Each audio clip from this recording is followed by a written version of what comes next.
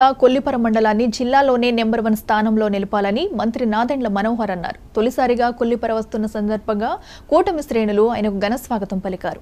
మహిళలు హారతులిచ్చి ఆయనపై ఉన్న అభిమానాన్ని చాటుకున్నారు.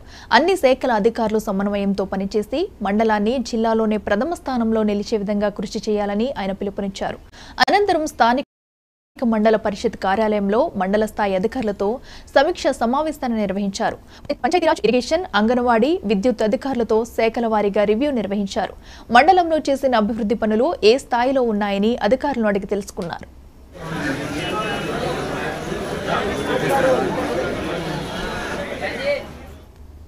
రాష్ట్ర ముఖ్యమంత్రి చంద్రబాబు నాయుడు ఎన్నికలలో ఇచ్చిన హామీలను నెరవేర్చే దిశగా ఉన్నారని తెలిపారు. జూలై 1వ తేదీ నుంచి పెన్షన్ పెంపుదల చేసి అర్హులందరికీ అందిస్తామన్నారు.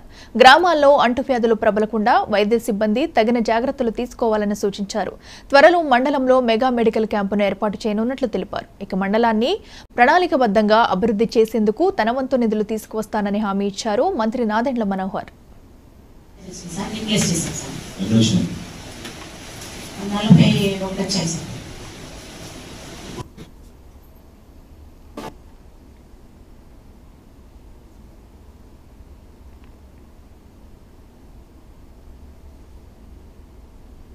ఇవి bulletin updates. Keep watching 99 TV.